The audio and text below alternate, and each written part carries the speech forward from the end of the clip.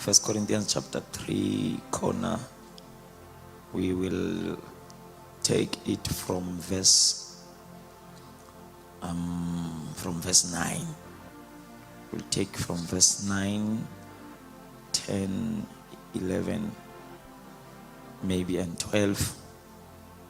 Then after that ke sizawuthandaza umuntu ozonifundela, maybe ngakuhle ungafunda umuntu from a microphone. Ndingulomshumayeli othanda uncediswa ngumuntu ofundayo.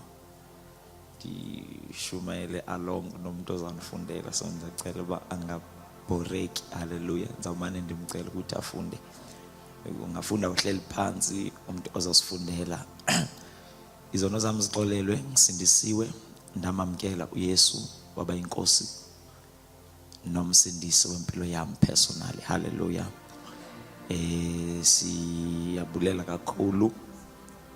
First of all, sibonga uThixo osivulele umnyango ukuthi sibe khona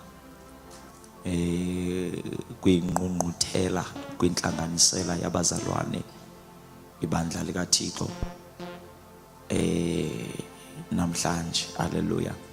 Sithanda ukwenza amazwi ombulelo kakhulu ku Tata uMakisi, Bishop Makisi ne Masibuyele ku Jehovah Revival Team ngethuba afotelona ukuba nathi sibe part yento uThixo ayenzayo this weekend at King Williamstown through this chariot called Masibuyele ku Jehovah Revival. Hallelujah. Asithathi kancinci ke siyabulela kakhulu Bishop nesiqeba oququzelela naso lenkonzo. Siyabulela kakhulu. Also sibonge kakhulu otata bethu bebekhona phezulu. I've heard ukuthi inkonzo iqale izolo kwakhonzwa kwashunyayela. I'd love to honor the servants of God abaministershe apha izolo. Couldn't make it to come ngenxa ye-schedule etight ngento ze-family. Yesterday besikwi 21st birthday efamilini. Ndazama ukuhamba njengoba thina shumayela. Ndicinga uba i-funerals ezabantu aba-close, i-funerals not imicimbi ezabantu aba-very close to me endingakwazanga uzi-attenda this year ziyile ku-5 ngenxa yokushumayela. Ezinye ndihambe kukhutshwe nje umzimba ekhaya ndiphinde ndihambe. So kwacaba ndiyamangalelwa ngokuba mfondini ifamily lena wathi awusenayo. Kwanyanzeleka ndibe khona kule 21st birthday noba kungathi into yomntwana, but I had to honor it. Ndangakwazi ukuya, ndangakwazi ukuba khona apha izolo, otherwise inhliziyo yami beyilapha. Nangoku ndiyafuna ukuyibeka i-apology for myself noba bese ndixolisile kwi-leadership ukuthi nangoku ndizophuma ndibaleke. Ndiyacela ibandla likaThixo lindixolele. Ndingumuntu othandayo ukukhonza nokushunyayezwa. But ke kwenzekile ukuthi this week umuntu waba ne-schedule very tight. Otherwise I would love to sit and be ministered unto. Hallelujah. Especially now that ndibe ne privilege yokuthi ndifumane ndifumane this platform kaMasibuyele ku Jehovah. It's a grace that I do not deserve to be standing in this stage and sharing this stage with the great fathers and the great mothers of faith in our land. Amen. If I see apha phambi kwam bona otata bethu that I can boldly say they are the patriarchs and matriarchs of the gospel in the region of the SADC. Tata Bishop Makwa, Apostle Mlamla, Apostle Hlatshwayo, Apostle Namba, nabanye ngabantu abasetshenziswa kakhulu nguThixo. So to be sharing a stage with them as a young man and a novice in the ministry.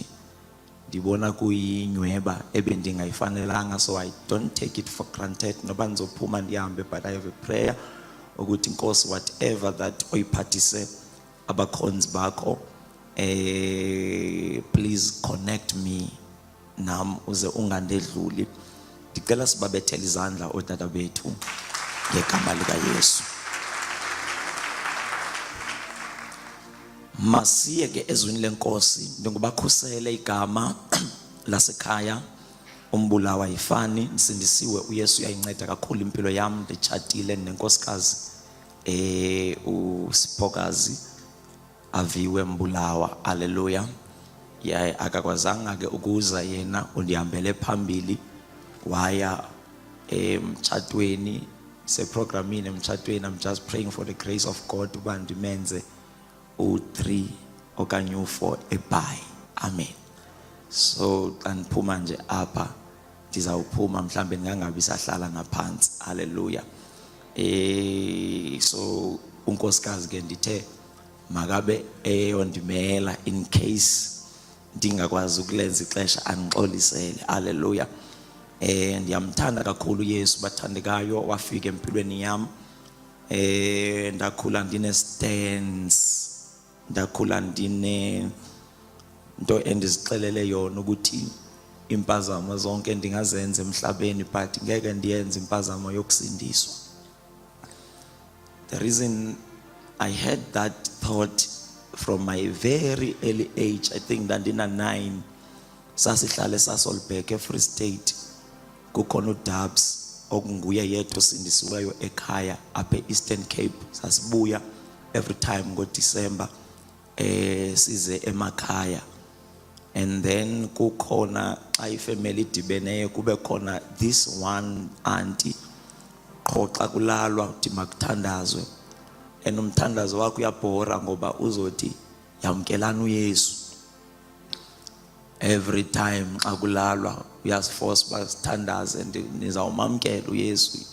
She does that every day during the whole day ka December. Every day. The only way to escape yayokuthi ke xa sesiphakwe za age zo 15 ukwazi ukuthi uhambe ubuye late ngabo 12 sokulelwe, then ke usinde ngolo hlobo. But nasekuseni ufuneka uvuke very early ngekavuka uDabs, because buke wavuka kuqala uDabs uyanivusa nonke, uyathandazwa before kwenziwe anything. And xa ke uvala umthandazo unalanto yakhe isicaphukisayo ithi yithini inkosi uYesu ndiyakwamkela. She did that every time esithi makuthandazwa, every time. So ke sakhula phansi sonke kwi-age yam efamilini simcaphukela simonyanya, sakhula siyonyanya insindiso. She is not a bad person, but uSathana wayesenza simbone njengomuntu okhohlakeleyo. Wayengumuntu waye-instill discipline, wayengumuntu waye-strict, wayengumuntu ongacompromiseyo ngestand nangezitandard zikaThixo. So wakethi xa kemele izitandard zikaThixo uSathana senze sibone umuntu okhohlakeleyo. As a result phansi sonke efamilini sikhula sisithi ukhohlakele uDabs, sikhula simcaphukela uDabs. And then when I was old at age 16 ukuya phezulu ndase ndingena connection naye, wayengena number yam ndingena number yakhe. Hallelujah. So ndakhula ke ndiyicaphukela isalvation until ndiye high school, ndaphuma high school. Then from high school, from my tender age, teenage, I started to be involved in crime. Was asihlale Free State esasolbhek emikhukhwini, and then umama bethengisa utywala notata babethi xa abantu bezosela xa bephuma umama sekediniwe sekelela sicela uba siclean so that kusasa abantu bafike sokuclean. Xa sicleana ke sithathe ama-empty ebhiya, xa sithatha ama-empty sigqibezele izinto eziseleyo phaya sigqibezele. I think I did that. Ndikhule ekhaya kusesportini, ndiqabuke ekhaya kusesportini. But what I remember when I was 9, ndase ndiyisela ibhiya ndiyigqibe, because kulento yokucleana uma nogqibezele into eziseleyo, we did not know ukuthi kungena the spirit of alcohol.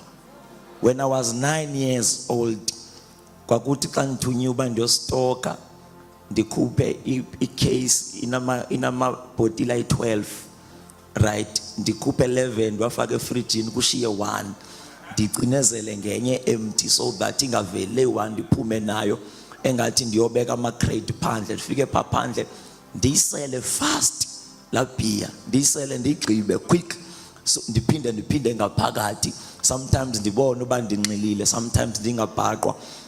But when I was 11 years, I was an official drunkard. When I was 12 years, got involved in drugs. Alo taste ipilisi, kule ndawo sahlala kuyo kwakuthengiswa ipilisi. But when I was 15 years, I was a drug addict. Yeah, but 2010, when I was 16, sabuya utata no mama ba separator. Umama intombi yaseGoli, utata ngutata waseMakhaya, utata wabuya weze Makhaya, ekhaya six boys and 6 girls. Then we had to choose uba ngubani osayida nabani. I-boys asayida notata, i-girls asayida nomama, zasala eGoli, seza e-Eastern Cape ngo-2010. It was the first time ndizohlala e-Eastern Cape ngo-2010. And then I did my grade 12. And pass grade 12, impilo yami yaba worse ngo-2012. Ndingena ndiphuma emajele. In fact, by the time ndise high school, ndase ndingena ndiphuma emajele. Hallelujah. I'm still holding my stand ukuthi ngeke ndisindiswe. I remember high school babekhona abantu abasindisiweyo, notisha labasindisiweyo. They would try to convince me. Attention ke yayikum high school because ndandingumuntu onxila kakhulu, nosela kakhulu, nohluphayo, but isimanga perform better than many of the learners abangaseliyo, abangahluphiyo, abanormal. So yabenza lento tisha babe ne concern as to say, if lo muntu angaba right, that means he can be a star to the district and to the region. It's just that uphazanyiswa zezinto. I remember in 2012 they even organized a rehab for me. The winter school, ndangayi winter school for 2 weeks, ndaye rehab. For the first time, I think after 9 years, kupheli 2 weeks ndingachayanga, ndingaselanga. But xa ndibuya rehab, into endayifunayo yilebe ndingayifumani for the 14 days. First thing endayifunayo ndafuna umchayo. So the 14 days ndihlele rehab, it was in vain because the first day coming from rehab, then got 2014 ndabanelishwa i-crimes ebendizenza kwakuzinto kuthiwa zi-common cases ezokugweba 12 months and then you will stay there for 4 months. Kuthi ngoba uyafunda unikezwe iparole uyoyigqibezela i-8 months ngaphandle. Ezinye you will be just given a warning, ufumane warning. But ngo-2014 we committed a crime, robbery. Robbery ifolisha phansi kwe-crime criminal acts okuthiwa zi-serious cases. I-robbery endandiyenzile, it was robbery with aggravated circumstances. If you can Google on your phone ukuthi i-robbery with aggravated circumstances ingakucharge a minimum of how many years? It's a minimum of 10 years. So ndaya ndaphuma ngebail, yaqhubeka ityala, yathethwa icase. Njengoba icase isathethwa, ndibanjelwe elisikisiki, yonke lento yenzeke elisikisiki. Kanti njengoba ngibanjiwe elisikisiki, la Dubs ndimcaphukelayo is organizing his church, her church, to go home and visit her home, which is ikhaya Khululam eMount Elif. Akazuba kwenzakalani ngam, akazuba ndiphi, akazuba kwenzeka ntoni empilweni yami.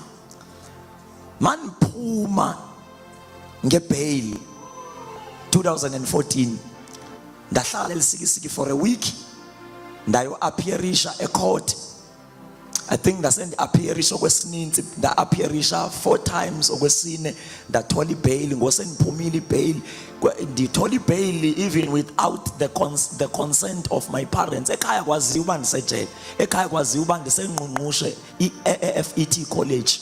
Ndandihambe ngoJanuwari, ndafunda January, February, ngoMarch ndasiyeka isikolo. May, March, April, May, June utata uyayifaka imali yokutya neye-rent from his old age grant.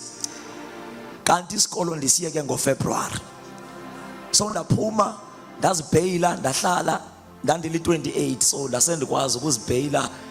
Ijele was more like a home, a friendly place to me, because ndaba ne-privilege yokuthi ndibe close nabantu abane high ranks kwinombolo. So ke nami ngo-2012 ndayithola eWellington eMthatha. Inombolo ndayithola eWellington eMthatha, ndakuthiwa ndiyindoda emnyama eNtshonalanga. Xa uqala kwi-introduction enombolo, xa ufika uthiwa uyinto okuthiwa nguGcoco. uGcoco enumber 2 emasayijeni, ukuthi usebenzela i-generals, wena uyazisupply, you make a way ukuthi kungene icuba ejele njalo njalo. That is your work. It's an entry level eNtshonalanga. Ndifumana eWellington for the first time ukubanjwa kwi-maximum prison eWellington. Isele sinabantu abayi-100, ibhedi nguphansi phezulu. Xa ungena kumnyama eseleni, ungena wenzelwa ingxolo, ungaba dizi uwe kukoyika. Kuthiwe wash, yes, ziphi, yes. Ube dizi, wethuke. Kanti le ndoda endibanjwe nayo yi-general eNtshonalanga, yili-28. Zange kuphele nosuku wanegotiate uba no, mandingaxhatshazwa, mandikhawulezwe ndiqashwe, ndinikwe inombolo. Ndasinda kanjalo, zange ndaxhaphazeka ejele. Yaba libhongo lento yokuthi ndithole inombolo, because in our community, in our society, umuntu onenombolo uqhwatshelwa izandla, ungathi yinto especial. Kanti uSathana undiqhubela engcwabeni. Hallelujah. So elixesha ndiphume ngebheyili, uDabs organizer iprayer ukuthi makuyovisitwa ekhaya, kuyothandazelwa ikhaya lakhe. So ndiyaphuma, kube khona into ethi mandigoduke ndiyozixela ekhaya ukuthi number 1, isikolo ndasiyeka ngoFebruary. Number 2, ndide ndabanjwa ndinetyala endilithethayo, which is a very dangerous case. Engandigweba iminyaka, and I had already pleaded guilty, because illegal aid igqwetha elikarhulumente landi advise uba to make things to be better for you, veluthi uba you are guilty, because awuna double up. The only thing I will negotiate kukuba ungagwetywa kakhulu, but ukugwetywa kona uzawugwetywa. So kwakhona into ethi mandiyozixela ekhaya before ndigwetywe, beve sokuthiwa nditsala 15 years. I went home, it was on Thursday. Xa ndifika ekhaya bayaklina. Xa ndibuza uba kuklinela ntoni, kuthiwa no, uDabs ufowunile, uhlala eMthatha uDabs, wathi uyeza nomfundisi wakhe nebandla lakhe bazise umthandazo apha ekhaya. So bayaklina, it's on Thursday, nam ndifika kuyaklina. Xa ndiyiva le nto ndicaphuke uba hey madoda, ibhadi lokuthi ndibuya ekhaya noDabs naye nanku uyeza. Xa ndibeka ibheg ndihamba, ndive iindaba zelali ukuthi apha opposite ekhaya kuphuma ithwasa, kuphuma isangoma. Same Saturday uDabs azofika ngayo. Ndazixelela uba no, bazothi xa besemthandazweni ndibe ndingapha eNtlombeni. Nyani yaqala intlombe on Friday, ndahlala eNtlombeni the whole night, kutyiwa umqombothi neSmirnoff. The whole night ndalala eNtlombeni kwasa. In fact abulalo eNtlombeni kuqhwatywa kuse. Wabetha u-10 Saturday the morning, wabetha u-10. Xa ndiphuma ndiyochama, ndabona iContam ime ebaleni ngasekhaya. Ndayibona iContam ime ebaleni, ndaqonda uba ubufikile uDabs nomfundisi wakhe. Ndaphinda ngaphakathi, mandibuyela ngaphakathi, zangabethe u2 kwangena abantwana abancinci bethi malume uyacelwa ekhaya. I don't know uba intoni eyenza inhliziyo yami ibe soft, because ndave ndaphakama ndaya ndizixelela uba ndizawuvela nje ndibaphendule ndiphinde because ndase ndine-plug already. Ngoba xa une-plug natural ndingumuntu onentloni, but xa ndiplugile ndandiyingozi. Ndandiyingozi xa ndiplugile. Ndathi ndiyaya ndafika kuhleliwe phansi efletini, ifemeli ihleli ngaphambili, ndayohlala ngasemva ekoneni. Umfundisi ke mengaphambili wathi, well done boy, bese silinde wena. Seke ikhilile iBhayibhile, Luke chapter 1 verse 37, for with God nothing is impossible. Ndasivala indlebe zami mpostile, because ndiyayazi uba ekugqibeleni kuzawuthiwa masindiswe, because uDabs has been always like that. Ndasivala indlebe zami njengoba eshumayela, andiyinakanga le nto ayithethayo. But xa sekevala wathetha istatement esithi, noba yintoni eyoyikisa impilo yakho, sizoprofeta kweli khaya lakwambulawa ukuthi with God nothing is impossible. Waqhubeka wathi ngenzeka uba kunento facene nazo njengoba ndithetha nawo, but I want to introduce my Jesus to you, for with him nothing is. Wathi maketsho kanjalo ndakhumbula uba njengoba kuSaturday, on Tuesday ndiye court, and njengoba ndiye court there are high chances oba ndingangabi sabuya ndigwetywe. Ndakhumbula uba no, nami ikhona into that threatens my life, ikhona into that threatens my future, ikhona into that threatens my destiny. Njengoba ndihleli apha ndilindwe yiminyaka eyi-10 ndaphafa ejele, ndathi makuthiwa akho nto engenzeki kuJesu, let me try this Jesus, let me go up front. Ndaya ngaphambili. Mamela ke ndi-expect uba xa ufika ngaphambili uzawubuza uba yintoni ingxaki yakho, so that's ithandaze, yintoni ingxaki yakho, so that's ithandaze. Xa sifika ngaphambili kwathiwa yithini inkosi uYesu, ngena entliziyweni, xolela izono zam. And I made it clear kootata xa iphuma inkonzo ndabacela, no bootata bam, mna ndinetyala, I am afraid, I'm still young, 21 years, ngo-2014, I'm still young. I don't imagine myself spending 10 years in prison. Please pray for me. Bangandithandazela bathi lo mthandazo owenzileyo othi Nkosi Yesu ukhava zonke ingxaki zakho, lo mthandazo ukhava zonke ingxaki zakho, bangandithandazela. Ya ndahamba on a Monday ndaya eLsikisiki, mandifika eLsikisiki ndalala. Tuesday, to cut the story short, i-case number yami yabizwa, eyokuqala yabizwa, ndaya ngaphambili nale ndoda endimangalele yabizwa, yeza ngaphambili.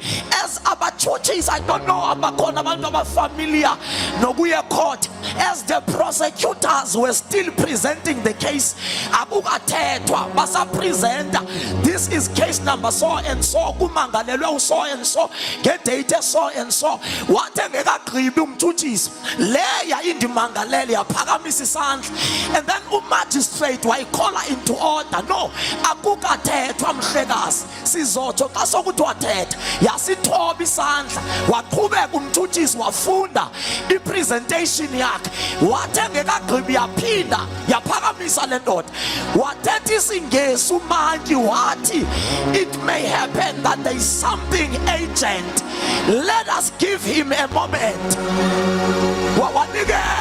Wanikezwa xa kethetha wathi mhlekazi, ngenxa yoba I'm writing exams, I withdraw the case. Wathi ngiyacima ityala, wathi ngiyacima. You will remember ngokomthetho wase-South Africa, if icase yakho iclasha nomsebenzi okanye nesikolo, une-right okungayi and then irhoxiswe, unikezwe enye idate. Yathi le ndoda andiyirhoxisi, iyandiphazamisa kwi-exam, ndiyayiwithdrawa. Ndaphuma ecourt, ndagoduka. At that time time akho nto eyenzakayo engqondweni yami. Yaqala ingxaki xa ndifika eteksini. Mandifika eteksini kwangathi kudlala ifilimu. I remembered ukuthi Saturday bokuthandaziwe. Ndayibona indoda ime phambi kwami isithi with God nothing is impossible. Ndayibona uba le nto bekudala ndiyithuka, le nto bekudala ndiyonyelisa, le nto kudala ndiyidelela, indaba kaJesu iyasebenza. Ndihlangana nayo Saturday, Sunday, Monday, Tuesday I go to court. Mandifike court ityala liyaqinywa. Yathetha into eteksini yathi I am Jesus, I am the reason your case has been withdrawn. I have come to take your life. Ndihlele backseat apostle zehla inyembezi ndivinto ithetha enhliziyweni ithi ndinguYesu Kristu waseNazaretha. Ndisisizathu soba ityala licikwe, ndizothatha ubomi bakho. Elixesha ndivayo ndeva umqolo enhliziyweni, ndeva ijoy enhliziyweni, kwehla inyembezi. Zaphela ezibandayo kwaqala ezitshisayo, zaphela ezitshisayo kwaqala ezibandayo. Ndihlele backseat eteksini kudlala iqhobo, abantu badakiwe bayagoduka, kodwa apha phakathi eteksini kunomfana ohlangana noJesu, kunomfana one-encounter, umfana ohlangene noJesu on a Saturday. Nathi no uyaphila, nathi yaphila. Mandifika ekhaya ndabafowunela, abasekho sebehambile ndabafowunela ndathi no, the case has been withdrawn, but enhlizweni yami I feel like ndinirobhile botata. I want to accept Jesus this time, not for the case ubicikwe, but for my sins to be forgiven. Baphinda bangithandazela this time to the phone bathi Nkosi uYesu ngena enhlizweni yami, Nkosi uYesu ngena enhlizweni yami. Sebehambile basemthatha bafonela abanye base-Assemblies of God ukuthi hey kunomfana elalini yaseDutyini osindisiweyo, please take care of that boy. On Tuesday bafika otata base-Assemblies of God baqhuba bathandaza ekhaya every day ngo-6. First week, second week, on the third week babuya nentente yama khonapha emnyango ekhaya. La ntente yaqala end of July, i-home visit ayinge-19 kaJuly 2014 when I gave my life to Jesus. I remember it like it was yesterday. It is the day I will never forget. But nge-end kaJuly bafika nentente bayifaka intente yamiswa ekhaya, yaqala intente ngoJuly, leyo ntente yavalwa ngoNovember. But otata bangabi nayo incapacity yokuyiqhuba, they were no longer consistent ngo-October bayeke ukuza consistently. Kwathi ukuthi phakathi kwabantu abahamba intente abalapha kwi-village ekuhlaleni ngogogo nomama nabantwana abancane, I was the only young man, 21 years. One day wangafika umfundisi engathonga uba akazufika, wabetha u7 kwabetha u7:30. Usually kwakushunyelwa ngo7 kwabetha u7:30. I knew in my spirit ukuthi namhlanje I'm going to take over. Ndiyayithatha ipulpit. Ndaqala, I don't know the Bible, but fortunately phakathi kwabantu babeshumayela there was one preacher I loved. Ndandimthandile utata phakathi kwabantu ababeqhuba imvuselelo, and ndaya ngaphambili ndalinganisa yena, ndafunda ivesi yakhe, ndenza yonke into adla ngokuyenza xa. But isimanga xa ndithi let us pray, ngoba naye xa evala wayesithi vala amehlo akho siyathandaza, nam ndathi vala amehlo akho siyathandaza. Xa ndiphakamisa wami amehlo kunabantu abame phambi kwami, xa ndibajonga they are in tears. Kusumayela umuntu olinganisa umfundisi, kusumayela umuntu ongayaziyo iBhayibhile. Andikabi nayo iBhayibhile, but when I preach abantu ndlela xa ndibeka isandla abantu bayawa ngoba postile unamba basekuqale i-ordination, because by the time unikela impilo yakho kuYesu, i-ordination yakho is due to be activated. Then it will be depend uba udisciplishwe phi ngabantu abanjani abakwazi ukuyidisena, ngoba asifani. Bakhona abantu bokuhlaliswa balinde 10 years ecaweni, but bakhona ababethwe ngumbane indaba yabo iyaphuthuma. You can't treat them with a blanket approach. Uba treat ngesithathe esiyi-1. Hayi basalwane, asizangapha ngendlela efanayo, asizangapha ngereason efanayo. Some of us udaba lwethu liyaphuthuma. Yeah. 10 years before this year, 10 years back, bendisethaveni. 10 years back, 10 years back, bendilala esitratweni. Kuthi xa kupeywa ngepeyi yogogo ndiyolala eMount Olivet Town, ndiphushe loo mama itroli, ndibasela igrosali erenkini, bandipha ama-R5. Lama-R5 adibane, xa kutshona ilanga ndibe ne-120, 110, ndihambe ndiyosela. 10 years back, 10 years back, ndandithi xa ndibuye ekhaya abantu bavala iminyango yabo ngoba kubuye isela, kubuye umntu one-negative influence kwii-teenagers zendawo. But guess what? Today xa ndingena elalini wonke umntu urhalela uba ndiyonyathela kwakhe. I don't work. I'm coming from a very poor background, but andifike ekhaya. Ndiyatshata ngo-2020 ngoNovemba, tshatele eMthatha, sihlale eMthatha. NgoJanuwari sigoduke. Xa ndifike ekhaya ingapheli hour. Xa ndifike ekhaya ayiphelanga i-hour kungena abantu abayi-8, one by one. Mfundisi ubuphi okoko sikulindile, mfundisi ubuphi. Unkosikazi wamangalo, what's going on? Usisangoma, kwenzeka ntoni? Because people are coming here bazisa abantwana babo. Nanku umntwana wami, please talk with this boy. Ansiniswanga mna kwedini, ngeke ngisindiswe ngenxa yakho. Kodwa nanku unyana wami, lento yakho ingamthinta unyana wami. Nanku unyana wami, lento yakho ingamthinta unyana wami. Because the ordination was already at work. The ordination was already at work. Your ordination hayizulinda icawe yakho. Andithethi ngalena i-right le yoordainwa ngokwalapha emhlabeni, but ndithetha ngale yasezulwini mna.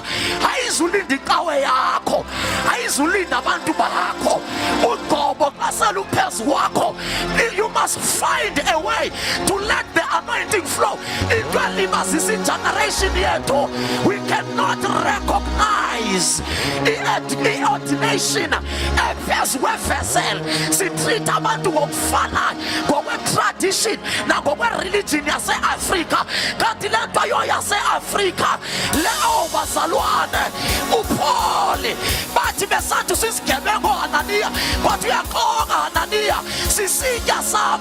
Uthi uHananiya engutsotsi lo, lithi izulu uyaxoka. This is my instrument, I have chosen him.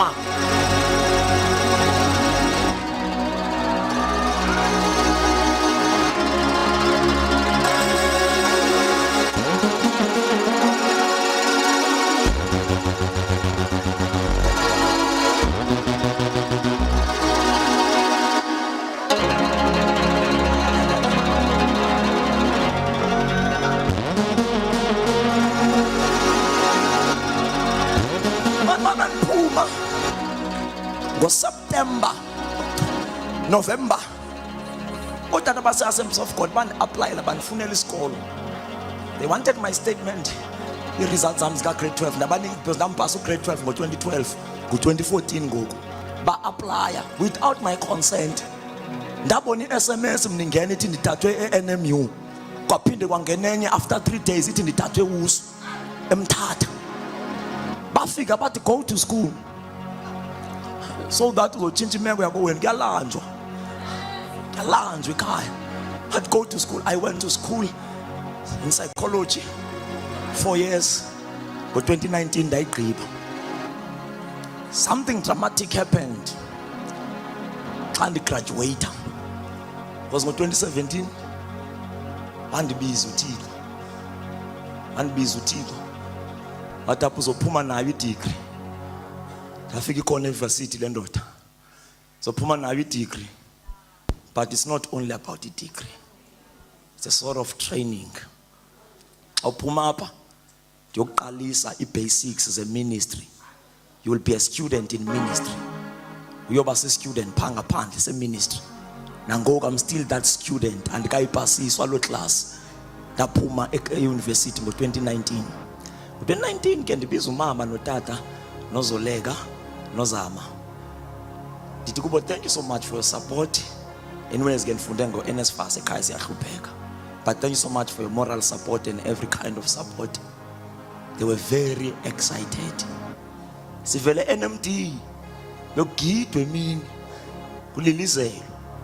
First graduate, not ekhaya, in the bloodline. First graduate, not endlini katata, but nakwi-brothers katata, nakotata omncinci ebantwaneni babo, nakotata omdala. There was never a graduate. First graduate. Thank you so much for your support. God has called me. I'm going to preach. Wakhala umama bendithi nguwe zosikhupha endlaleni. Ndahamba ndayoshumayela. I had to go back to her and ask her, ngeyiphe ngcono ukuba ndiyoshumayela ndingabi namali okanye ndiyofuna imali ndiphinde ndibelisela? Because God told me uba andiyoshumayela, I will go back to the life I was living. Athi mama, ngeyiphe ngcono kunalampilo ndandiyiphila yokungena uphume emajele. Athi mama, no, go and preach. Go and preach. Started to preach ke from varsity until now. I'm preaching my convictions. I'm preaching what God has spoken in me. And ithunywa icawe. I have people that I submit to. I have mentors, but andithunywa ngabo. Into endiyenzayo ndithunywa ngumntu. Ndiyamkele enkosini. Into kuhamba ndiphakamisa uJesu. Ndiyamkele enkosini. Ndiyamkele enkosini. Andithunywanga ngumntu. Ndiyamkele enkosini.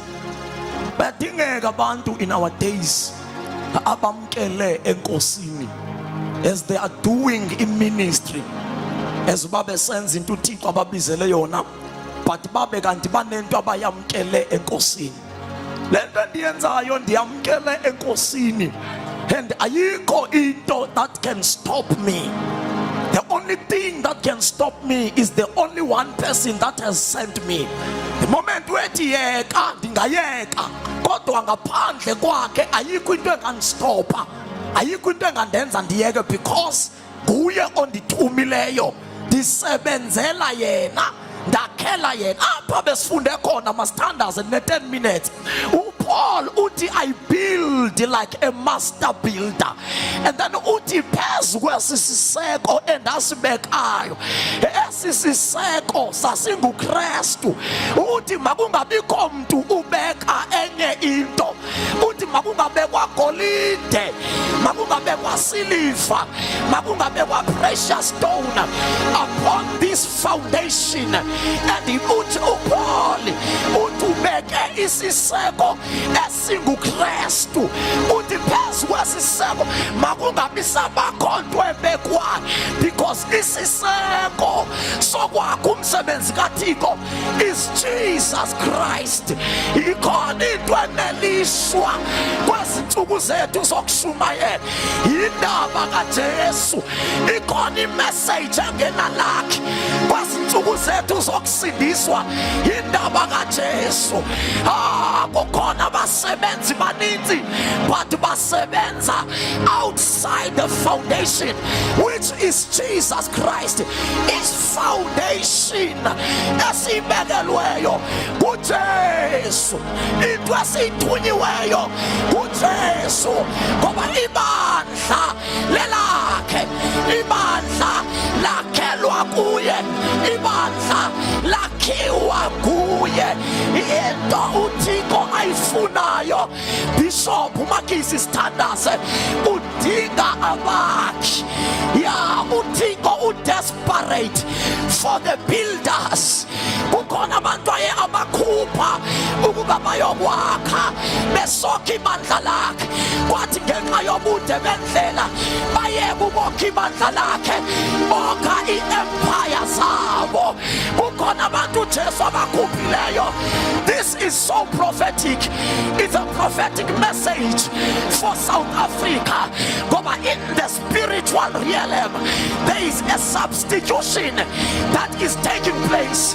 Kunabashumayela baphumayo, hayi ngoba bedle izono, hayi ngoba bengu-antichrist, bacompromise i-message, bayeke ukwakha phezu kwesiseko sesinguKristu.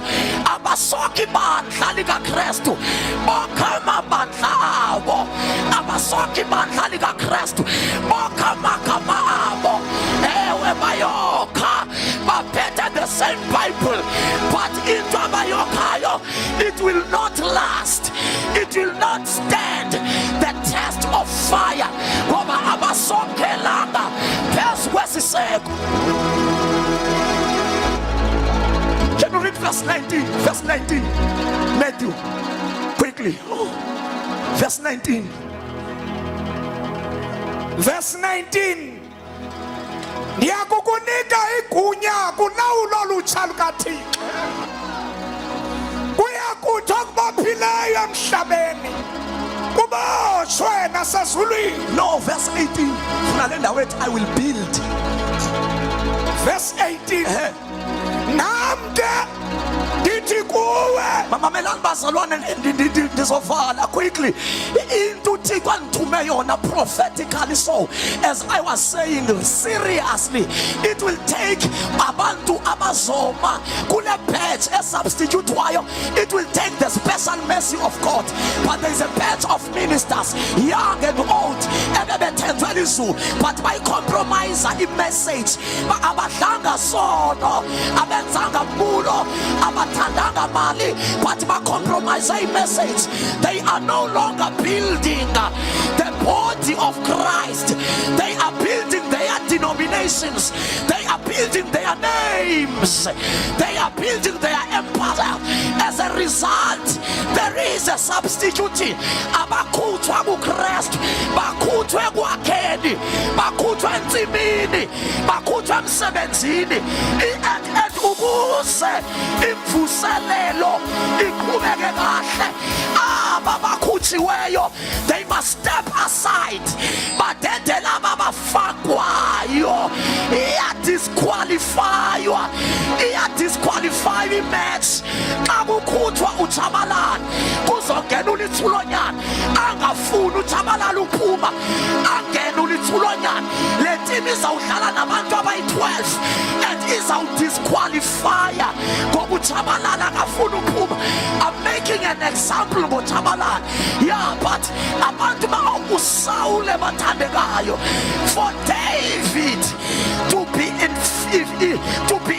have impact, to be effective kwiministry yakhe, kwanyanzeleka uSawule adede. Ayipheli 40 years yakhe, kwanyanzeleka adede. So uThixo ufuna i-builders. Andinaprofeta by the Spirit of God ngo-October e-East London, eDuncan Village. Ndithi kunemvuselelo abantu bazothuka. There's a strange wave of revival ezaqaphuka eStatardem naseKing William Towns, because indawo ezingenagama ezingadumanga nto ezingathi zingumnqwebethu, but it will surprise many people. I'm calling upon the ministers, the fathers and the mothers of faith upon the region. They must get ready, because something kunento esizithethayo sithethiswa kukubona abantu, but this thing is a prophecy, is a burden that is in my heart. I started to have it last year at Duncan Village, go October. There is something that is about to happen. There is a wave and a strange move of God that will hit the King William Towns, the King William Times, and the small town called Stutterham. Something is about to happen. There are laborers as Fugayo. Some are women. They will be rejected in their religious denomination, because a woman cannot be used by God. Some are teenagers. They will be rejected and disowned by their parents. But their parents, they don't believe in this kind of move. Abazali bazothi bemelene nemove besitha kuthethwa ngazilwimi la abona umntwana wakho na 10 eqhaphuka ngetanks iqala imbambano ngoba bazalwane emvuselelo. It comes like Jesus. Kana sithi you think I've brought peace. There is nothing peaceful about the revival. Revival is not for the church members. Revival is for the soldiers. That's why you David wa prophet ku Psalms 110 uthi my people in the days of my war they will go out willingly. Abazuqutwa bazoya empini, siyaya empini. This time around asiyolwela magama ethu, siwalwela magama langatshintsha ilizwe. Siyaya empini. This time around asiyolwela ititle zethu, sizilwela ititle. Baqhubeka babhubha abantu, siyaya empini. This time around asiyolwela ama-denomination. Bazalwane, we've been faithful kuma-denomination. Sihlele ecaweni sathembeka, kodwa ilizwe liyabhubha. Where are the sons of God that will qualify to be the builders, to be the laborers? Bapha abantu abazokwakha like a wise master builder. A wise master builder. Into yavela eJerusalem after kwehle uHoly Spirit. Ungevela igama lithi wise. A wise master builder. It's not necessarily someone with a profession. It's not necessarily someone who have a formal education. No, babeshumayela bapostile bamangala abantu, but they are untrained, unschooled, uneducated, but such a boldness. Kunabantu abazovuka having no education, abangabinayo humanetics, abakayazi homiletics. Homiletics is good because it will capacitate you, but God does not wait for homiletics to use a vessel. Angakusebenzisa izokuthola phambili. Bazalwane, izawusithola phambili Bible school. Mayisithole sishumayela, mayisithole sebevuka abafileyo, mayisithole sebebuyela enkosini abantu. Where are the believers who will rise to build up the church of God? Uthi I will build my church. Lelakhe lakhiwa nguye, elakhela kuye. Maphinde lelakhe lakhiwa nguye, elakhela kuye. But the tricky part is that akelakha akasazuza esibelekweni sikaMaria azohlala emhlabeni. Wahamba akasekho emhlabeni, wathemba abantu bakhe to be the extension of his ministry, of his his vision to build the church. Wathi xa ibabiza, abanye ngabapostile, abanye ngabaprofeti, abanye ngabavangeli, abanye ngabashumayeli, abanye ngabapasta, ngabalusi. Those people, those are not titles. Abo bantu abathulwanga ngabantu, abo bantu base-ofisini. And one other thing that God is doing is raising the prophets. Over every move of God that he find it difficult to get his way through the church. Ngenxa yoba kuvale religion, kuvale tradition, kuvale principalities, kuvale powers. Every move of God, ukuziqophozele, there must be a certain kind of prophet, the kind of John. Abaprofeti abangafumani instruction from men, abaprofeti abafumana instruction from God. Ngiyathandaza ngoba bakhona abaprofeti apha endlini. We have two kinds of prophets. Kunomprofeti ngokwe-gift, kunomprofeti ngokwe-gift. Lo une-gift, he's a prophet according to 1 Corinthians chapter number 12, chapter number 14. Unesipho sokuprofeta.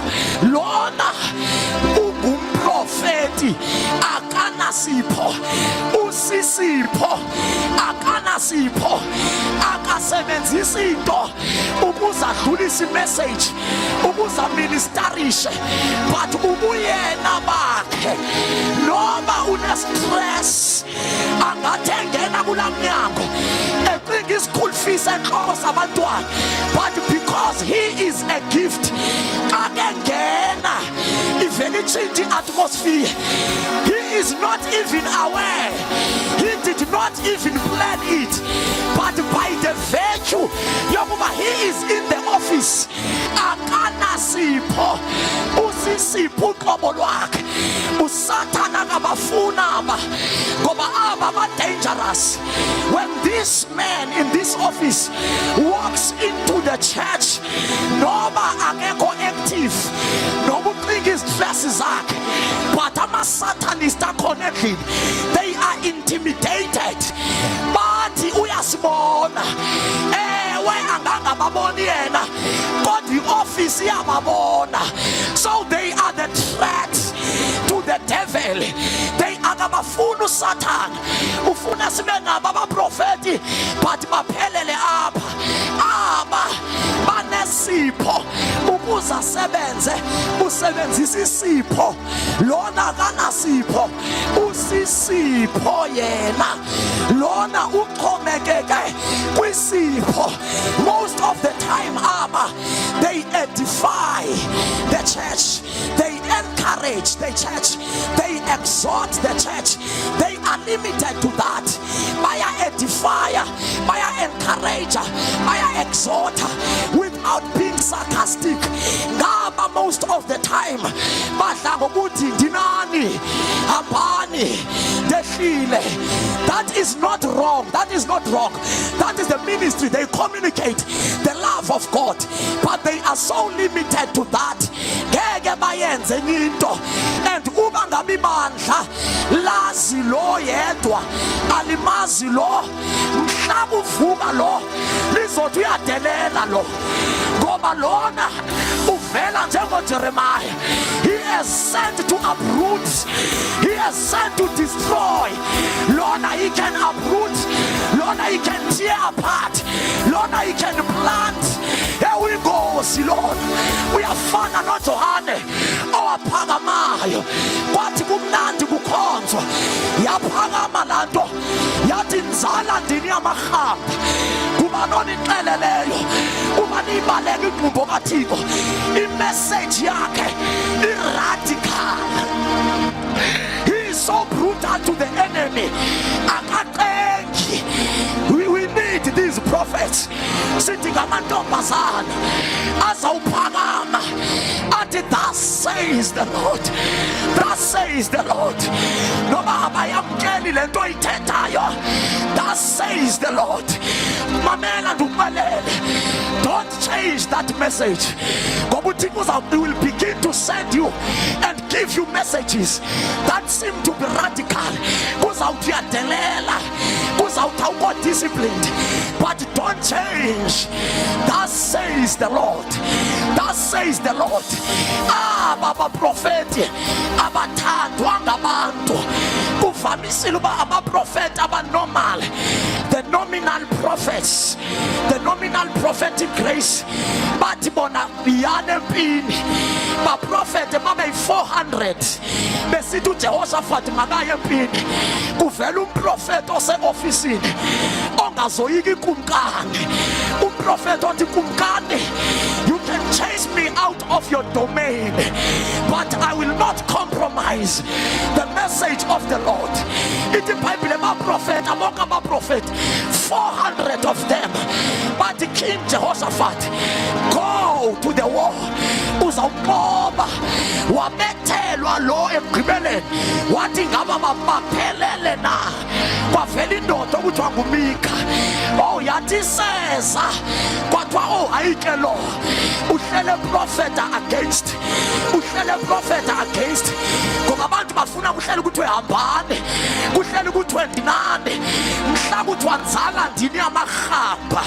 Bathi uqalile ke lo mfana, bathi uqalile ke lo mfana, kanti lento ethi mzala ndini yiyo ezawusinceda. Kuyenzeka iyeza libe kraka, kanti lilo elizawuphilisa umkhuhlane. Apho sesiwazamile amayeza sweet, masingalilahleli likraka. Kungenzeka ukuphila kwethu kukweliyeza.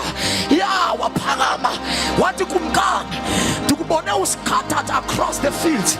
If you dare go to the field, you will die. Kwaphakama indoda yametha ngempama, ngoba aba prophet bayabethwa. Uba awubethwa, you don't qualify. Uba uyoyika ukubethwa, you don't qualify. Ngabo kubethwa aba bayafasta, but into that is set to thicken their anointing. Are you fasting? If fasting is discipline their flesh, into ethunyelwe uba ibenze babe dangerous. See persecutions. When you run away from persecution, get ube sharp in the spirit. The more they are oppressed, it is the more they prophesy, and it's the more they mkhumbula Jeremiah what they were to decide what I will no more speak and prophesy in the name of the Lord. Uthi kodwa ndithi manithula ivele lento ibe ngumlilo. Ayisathandisi wena, ayisaqeli kuwe. Hayi bazalwane, where are the builders? Yes, I'm a profession, but I put away my profession. I want to build what God is building, and I want to destroy what God is destroying. If it takes Mandikama and not for me, let it be. If it takes Mandinga understand, let it be. Ibandla lensuku zogcina ayilobandla lamagwala. Ngizothi rise, especially abantu abatsha of my age. Ndithunwe kuni bazalwane, especially my beautiful sisters. If you keep quiet in such time as this, wazelapha uba wangene bukumkanini. For this reason, arise, arise, arise, arise, arise. Izulu liyabiza, libiza the builders. Where are the people who will build like Paul? Be a master builder. Don't worry about your experience. The Holy Spirit will give you experience. Don't worry about the words. The Holy Spirit will give you words. Ungaba unobizo enhlizweni yakho and uyathingaza, uyathandabuza, uyoyika. Ngithunywa kuwe ngizothi arise, Arise, arise, arise, for your time has come, and the glory of the Lord is risen upon you. Sengathandaza for 2 minutes. Vala amehlo akho. Kunabantu okuzo-ordainwa, abanye bazo-activatwa the ordination of their office. You've been frustrated ngenxa ye-call kaThixo phezu kwempilo yakho. Ngizothi sabela namhlanje, masibuyele kuJehova, masibuyele kuJehova. There are many kinds and different ways zokubuyela kuJehova. Ikhona leyo kwamkela uYesu, ikhona leyo ukuthi xa ubuwile uphinde uzibuyisele, ikhona le kaJohane ukuthi waJohane, come up hither. You are spirit filled, you are already operating in the prophetic, but I'm calling you to another dimension. Come up hither. Masibuyele, masibuye, ngoba ukubuyela kuthi thina bangokomoya, ukubuyela ayikokubuya ezonweni, but it is to discover a current and the present truth. It is discovery of what God is doing. Ukubuyela kuJehova kahle kwiqonga lamasibuyele kuJehova.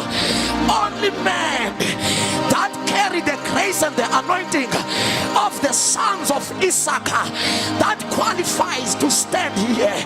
Ngoba ngabo who will give direction to the church. But the church of God masibuyele, church of God masibuyele.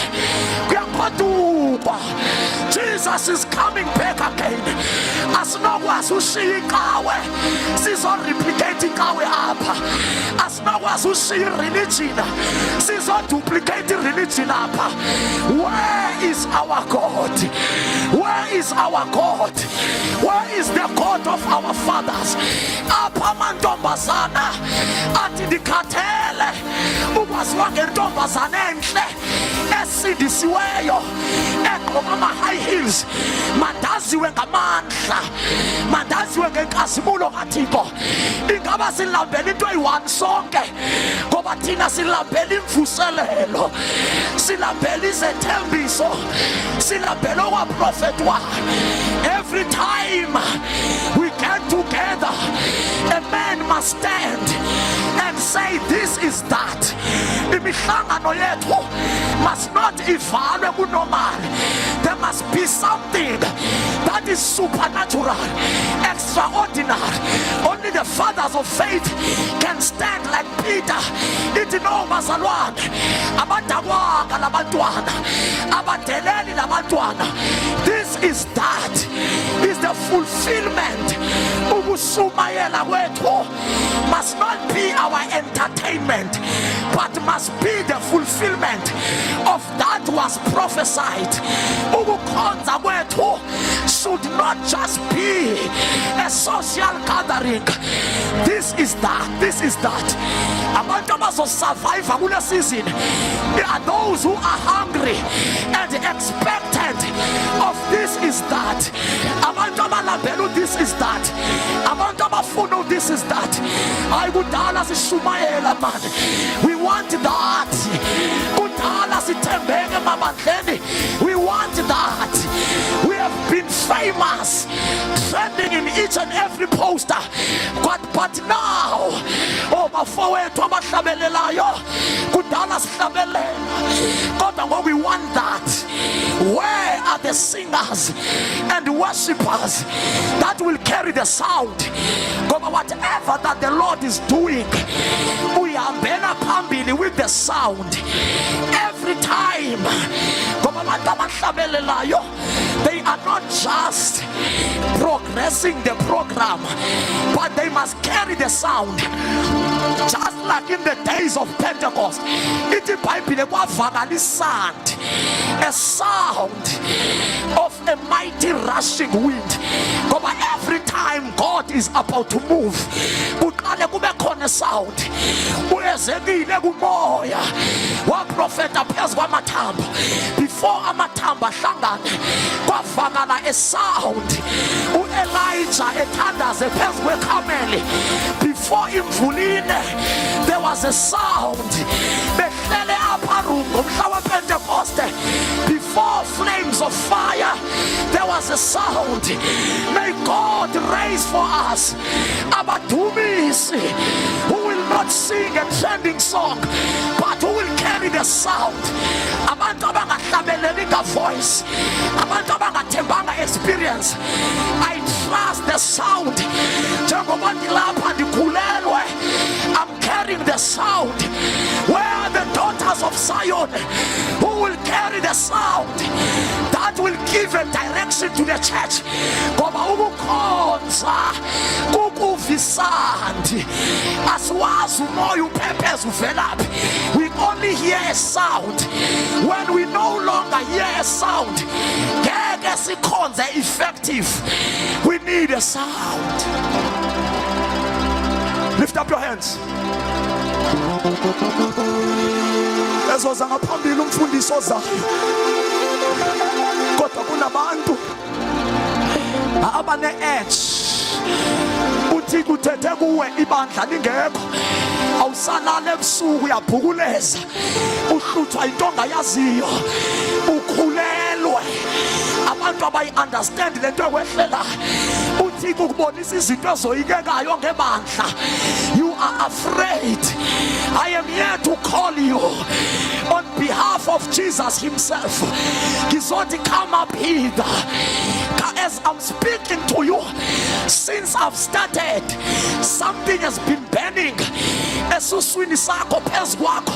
Ngicela wena uqale uze apha ngaphambili. Ya unento ethi kuthetha nama. Come. As you are coming, the anointing of God will fall upon you. Come. I want to carry a sound. I want to build like a wise master builder. A wise master builder. Ayingomntwana theology. A wise master builder. Ngumntwana moya ba Isaka.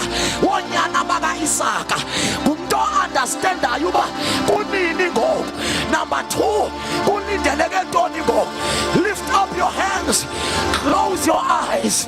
Ngokusesitulweni. Expect something. Lord, have mercy on me. Whatever you are doing, don't pass me by. You've been laboring and praying for the move of God. Ithi lapho ifika khona ungabisa participate. God forbid. We will all participate in this end time move of God.